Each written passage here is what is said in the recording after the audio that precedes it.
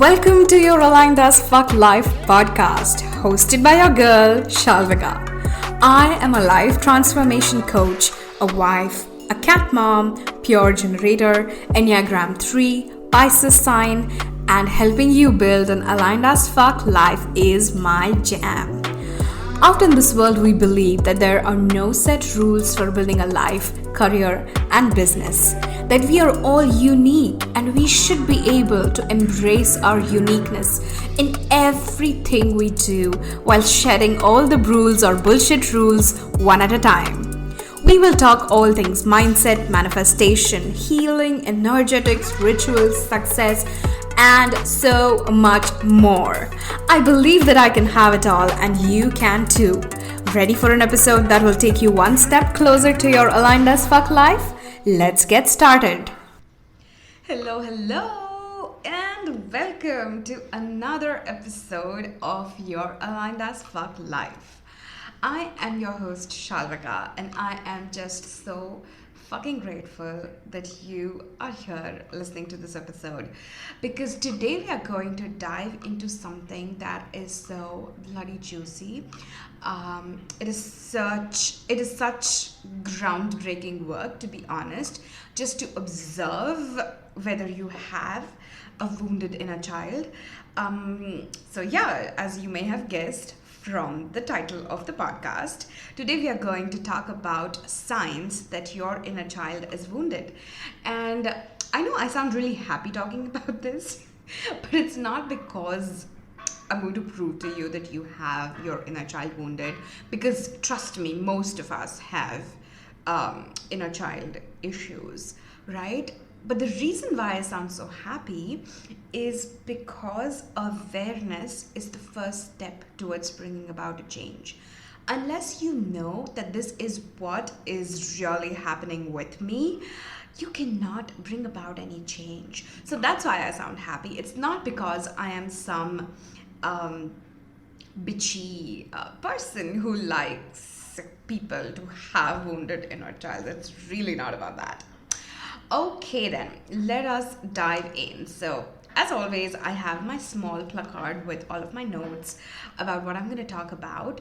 I just want to sort of give you a disclaimer before we dive into all the aspects of this episode, that having your inner child wounded is not a reflection of how good or bad your parents or caregivers or people of authority in your life who raised you were. It is not a reflection on their character. It is just a reflection on the fact that they did not know better. It is a reflection on the fact that they didn't know they could choose another way of raising you. And just the idea, just the fact that you are here listening to this, bringing awareness and most likely bringing about a change from henceforth, is a sign that you are breaking that pattern. You are breaking the fucking chain, and I'm so bloody proud of you. I just wanted to say that. Alrighty, let's dive in. Sign number one that you have a wounded inner child is that you struggle to say no.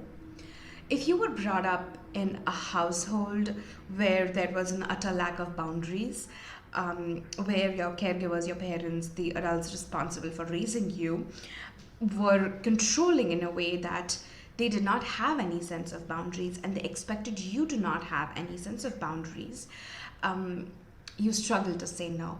A lot of times this also happens because your sense of self-worth is attached to people pleasing. If you don't please the people around you, it makes you feel like you have failed or you are not doing as good in your job, in your life or your job. And that is what it really is a reflection of, right? And that's why you struggle to say no. One of the best things that you can do if you are someone who struggles to say no is start with making a list of situations that make you uncomfortable, situations that you feel that, Oh, I wish I had said no to him. Or, oh, I wish I had stopped this earlier, right? I wish I had stopped this before it got to this stage. If you have any sort of such situations in your life, I want you to kind of sit down and make a list of all of these situations where you struggle to say no. That is your first step towards getting out of this whole dilemma of whether I should say no. All right. Sign number two that your inner child is wounded is you feel inadequate or not good enough. This happens when your sense of self worth is tied externally. This happens when you were raised in an environment where you were told that if you get 80% marks in your school, you will be able to watch TV for 2 hours. Or if you finish the food that you're eating, you will be rewarded by a candy, right? And when this happens, that's not really how life works. Like, I know parents do this out of a sense of love, out of a space of rewarding, and I'm using air quotes here because I don't necessarily believe that that's rewarding, but parents do this from a sense of rewarding their children for good behavior without realizing that you're actually setting them up to anchor their success, to anchor their feeling of adequateness, to anchor their feeling of being enough outside, right? So, and that doesn't really happen in life, right? Like, you're not going to receive a candy every time you go for a workout. You're not going to receive a candy every time you go for a health checkup. You're not going to receive a candy every time you clean your home. That's not how human adult lives function, right? And that's where your feelings of not being good enough or feeling inadequate really stem from. And it is a sign of a wounded inner child because you are actually anchoring your feeling of good enoughness. I don't know if that's a word, but your feeling of good enoughness is anchored on something external, and that is always a problem. Your feeling of safety, your feeling of being enough, your feeling of worthiness, your feeling of being adequate needs to be anchored in your own self. It needs to stem from a space of self trust, self love, and an amazing level of self worth. That's when you have a healthy relationship with yourself. All right, sign number three that you have a wounded inner child. You tend to avoid conflict of any form, right? This happens when you were raised in an environment where you were told, don't raise your voice, don't share what you're thinking because you're gonna upset mama, you're gonna upset dad, and that actually makes you, like, leads your inner child to believe that every time you want to express your emotions, anytime you want to express your thoughts on a conflicting situation, you are actually driving other people's emotions, which actually, like, in simpler terms, it means that you feel responsible for other people's emotions because you were made responsible for other people's emotions when you were a child. And that's not really true. Everyone, each and every person is responsible for their own feelings and emotions. No one else can influence your emotions, and the same way you cannot influence anyone else's emotions.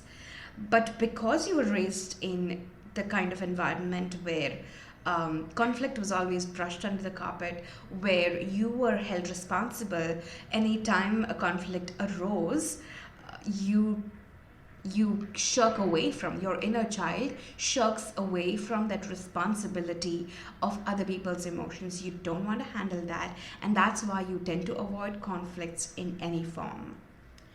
Sign number 4, you feel like you have to be an overachiever. Now, this is something that I personally actually faced for a really long time, because I felt that I had to overachieve. I had to get all the scholarships. I had to get into a good college. I had to get like amazing kick-ass marks, because my worth is determined by that, right? And this happens if you grew up in an environment where overachieving was rewarded, and not just that, but average achieving. Like if at any point you performed averagely, you were kind of reprimanded for it, or you were punished for it. Honestly, I'm 32 years old. Okay, I'm not 32. I am almost 32 years old as I record this podcast. But I still remember I was 10 years old, and I had just switched schools because we had moved cities, and my grades in the first semester back at the new school they weren't bad, honestly, but they weren't as good as they used to be. So I would always be in the top 3 in my class, because hello, overachiever here. And this one semester, because I had switched schools in the middle of the term, my grades slipped and I stood 8th in my class. And I remember going home and my mom sitting me down and telling me that you are now a big girl and you are responsible for your own results. But if you are not in those top 3 ranks, if you're not in those top 5 ranks, you're not going to end up in a good college, and that's going to affect how successful you're going to be in life. Maybe not in these words, but this is what my brain remembers it as, right? Like, this is what my inner child remembers it as. So since then, it had this massive seeding in my brain that I had to achieve a rank. I had to achieve good marks. I had to get I had to get placement into a good college, into a good job. I had to do well at my job. I had to get good ratings at my job, and so on and so forth. All of that really followed. Now, you may think that there is really nothing wrong with being an overachiever, right? Like, I mean, you are getting good grades, you're getting into a good college. What's wrong with that? The problem is if you're an overachiever at the expense of what you really want to do, at the expense of your own dreams, until it gets to a point where you are actually scared of being yourself. You are actually scared of detaching yourself from your achievements because you are not secure in your own person, which is what happened to me. And another flip side of being an overachiever is massive amount of burnout, right? So this is another sign that your inner child is wounded, because achievement was given a massive priority in your household while you were growing up, right? Sign number 5 that you have a wounded inner child is that you are ashamed or scared of expressing emotions. Human beings in the societies that we are raised in, the kind of societies that we are raised in, honestly, we really fall short in teaching our young ones, in teaching others while we are raising them, how to express their emotions, right? How to actually be in touch with your actual emotions and then express them.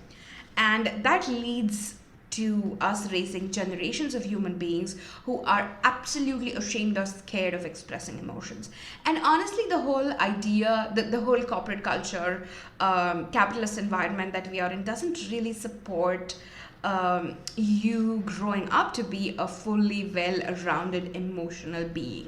Human beings are emotional creatures. We are meant to express and regulate our emotions. Does that mean that you need to start throwing tantrums in the middle of Target or while you're out grocery shopping? No, that's not what I'm saying. But I'm saying that if you're feeling hurt, if you're feeling sad, you should be able to comfortably express those emotions.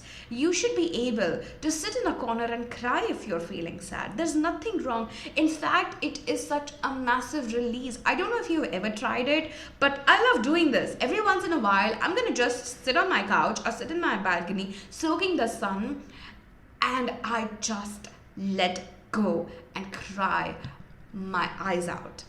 Because it is such a release. Like, you have no idea. right? Because holding and storing emotions have impact on your bodily functions, have impact on your somatic system, have impact on your nervous system to such a large extent that you actually start having physical reactions every time there is an emotional trigger. And I'm going to dive into this in a future episode, but I just want you to know that it is safe for you to express your emotions. It is safe for you, irrespective of whether you are a man, woman, or child, or identify as anything else. Right? It is safe for you to express what you're feeling, because once you express it is the first step of starting to process it. It's okay to, curl up in a ball and just lie there and feel your emotions. Let your body feel it. Let your mind process it. It is safe. It is okay. And in fact, as a life coach, it is recommended. All right. Sign number 6 that you have a wounded inner child is that you are overly critical of yourself. Now, we all grow up in an environment where good behavior is rewarded and bad or what's the word that I'm looking for? Unsavory? No, that's food. But less than perfect behavior is reprimanded, or it's not rewarded, or it's discouraged, right? Which actually leads us to raising generations of humans that are overly critical towards themselves. Like, let's do a quick exercise, right? Let's do a quick experiment rather than exercise. Let's do a quick experiment. While you're listening to this, I want you to pause after of course I finish. I'll tell you when to pause and remove the timer on your phone, okay? And I want you to time how much time it takes you to come up with 10 things that are completely wrong with you, okay? Pause now and time it. Now, what I want you to do is I want you to time how much time it takes you to come up with 10 really super fucking kick-ass things about yourself. I want you to really time this. Okay, pause now. The point of this experiment is that more often than not, you will take a really short time to come up with 10 things that are wrong with you, because that's a running list in your head, right? We constantly know what's wrong with us. Oh, I've put on weight. Oh, I'm lazy. Oh, I procrastinate. Oh, my handwriting is shitty. Oh, I have to read more. There is so many things in your head going on which are so critical about yourself. But at the same time, when I tell you to list down 10 super fucking kick-ass things about yourself, I can guarantee you took at least a little bit longer than when you took to create the first list. That shows you that you have a wounded inner child, because you are overly critical towards yourself, my friend. All right, sign number 7. You are a perfectionist. This is something that I think I can do an entire podcast episode. Maybe I should do an entire podcast episode on perfectionism. But let me just quickly express the thoughts that I have. Perfectionism is bullshit. Perfectionism doesn't exist. Perfectionism doesn't exist in nature. Perfectionism doesn't exist any fucking where. It is your way of procrastinating. It is your way of stopping yourself from taking action. It is your way of expressing your fear that I'm scared of putting this out in the world. Whatever it is, it may be a post, it may be a work of art, it may be your project, it may be an idea that you have. When you are expressing perfectionistic tendencies, you're actually expressing fear towards your own capability. You're actually expressing fear about whether you're good enough or not. And that is why you love spending time being a perfectionist. And that is a massive sign of a wounded inner child. Again, I'm going to do another episode on perfectionism, because honestly, I can riff off on this for 20 minutes at least. All right. The last sign that I have listed here, I may do another episode, honestly, because there's just so many things. But I have 8 listed here, so we're going to do 8 today. The last sign that I have here that you have a wounded inner child is that you experience anxiety doing anything new. You experience this ball of anxiety down in your stomach every time you think about doing something new. Now, you may argue that it's quite natural because I'm kind of pushing myself out of the comfort zone, Um, the thing is, how many times do you push yourself out of the comfort zone, right? That's also something like there are kids, there are adults who are prone to taking risks, like day in and day out they're constantly fucking taking risks. And then people, I can guarantee you know people who have been in the same space, comfortable, cuddly, nice, warm, for years at an end, right? They're not necessarily happy, but they are just so fucking scared of trying something new because there are these expectations in their head about the way they should perform. There are these expectations in their head about how success should look for them. There are these expectations in their head about how I should not really be failing. And these expectations come from a wounded inner child. They come from a space of not having security when you failed when you were a kid, not having that reassurance, not having someone have your back when you did something, when you fucked up when you were a kid, which leads you to be extremely scared to try anything new. So that is all I had for you today. The point of this episode is for you to actually start bringing awareness to any of these tendencies that you may be expressing so that we can start reframing those belief systems, because healing your inner child is absolutely fucking possible. And in a future episode I'm going to talk about steps that you can do to start this journey of healing your inner child. But that is all that I had for today. I hope you loved this episode. If you loved me talking about the inner child as much as I love talking about you. Sorry, my throat did some weird thing here, but I'm not gonna re-record because fuck perfectionism. So if you loved listening to this episode as much as I loved recording it, please leave me a review. I would really, really appreciate it. And it would help me reach more and more people like you who will benefit from listening to my podcast. Alrighty, I will talk to you soon. Thank you so much for tuning in today's episode. If you absolutely loved what you heard today, be sure to share it with me by leaving a review on iTunes so that I can keep the good stuff coming. And if you aren't already following me on social media, come soak up some extra inspiration and send me a hello on Instagram by searching @Shalvika_P. Also tagged in the show notes. I love and adore you so much, and I will talk to you super soon. In the meantime, continue building your most authentic and aligned as fuck life. Ciao!